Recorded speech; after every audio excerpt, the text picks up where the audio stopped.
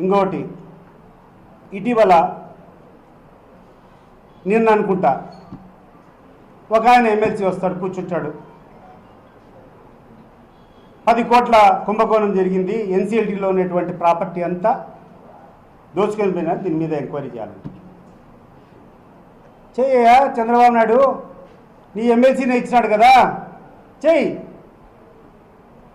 రవి నిన్న కూర్చొని పాలసాద్ ఎక్కడనో ఇంటర్వ్యూలో కూర్చొని ఇస్తా, ఏమో మాట్లాడోళ్ళు పట్టించుకునే వాళ్ళు లేరు, మేము వాళ్ళ గేట దగ్గరికి పోతే పలకడన్నా 3 రోజులు 4 రోజులు కాసుకొని ఉంటే పలకడం అని చెప్పాను, పేద పార్థసారథి రెడ్డి గారు ఇస్తారు.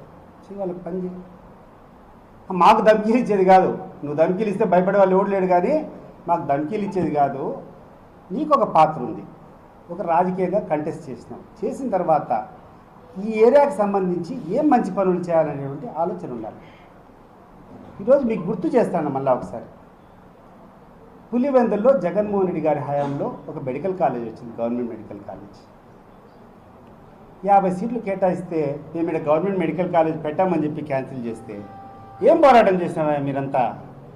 ఈ జిల్లాలో ఉండే తెలుగుదేశం పార్టీ నాయకులంతా అడుగుతాడా, ఈ జిల్లాకు ఒక గవర్నమెంట్ మెడికల్ కాలేజ్ వస్తే దాన్ని ఈ ప్రభుత్వం క్యాన్సిల్ చేస్తే నువ్వు కూర్చొని జనం తోలుతావు, మహానాడుకు జయం జయము చంద్రన్న అని చెప్పి మేము చాలా పెద్దగా గొప్పగా సాధించినాము, ఎప్పుడు కడపలో జరిగినంత మీటింగ్ జరిపేది కాదు. అధికారం ఉంది, డబ్బులు ఖర్చు పెడతాడో, బస్సులు పెడతాను కాబట్టి తోలేవాడు ఉంటాడు కాబట్టి చుట్టుపక్కల 10 జిల్లాల నుంచి తోలుకోవచ్చు జనము. అది కాదు ఇంపార్టెంట్, ఈ జిల్లాకు సంబంధించినటువంటి ఏమేమి ఇష్యూస్ మేము ట్యాకిల్ చేశాము, ప్రజల ముందర ఉన్నటువంటి సమస్యలు ఏంది, వాటికి మన బాధ్యత ఎంతవరకు నిర్వహించినాము, ఇది నీ యొక్క లైన్ ఆఫ్ యాక్షన్.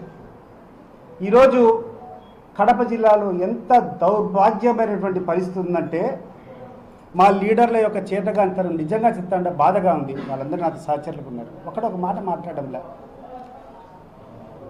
ఈ ప్రభుత్వం వచ్చినప్పటి నుంచి ఈ జిల్లాలో ఒక్క ఇరిగేషన్ ప్రాజెక్టు కన్నా ₹1 నిధులు ఇచ్చినారా?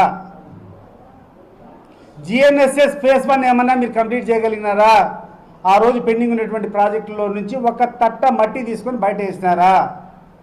కాంట్రాక్టులకు ₹1 బిల్లు ఏమన్నా చెల్లించినారా? ఎవరు బెనిఫిట్ పొందుతారు? GNSS phase 1 కంప్లీట్ అయితే GNSS నుంచి నీళ్లు నగరి వరకు తీసుకుని పోతే ఎవరైనా బెనిఫిట్ పొందేది? మొత్తం ఈ నుంచి రాజంపేట, కడప నుంచి రాజంపేట, కోడూరు నుంచి నగిరి వరకు ఎవరు బెనిఫిట్ పొందుతారు? మన జిల్లా వాళ్ళు కదా. మరి ఆ పనులు జరగకుండా ఉంటే మీరు చేసినటువంటి చర్య ఏంది?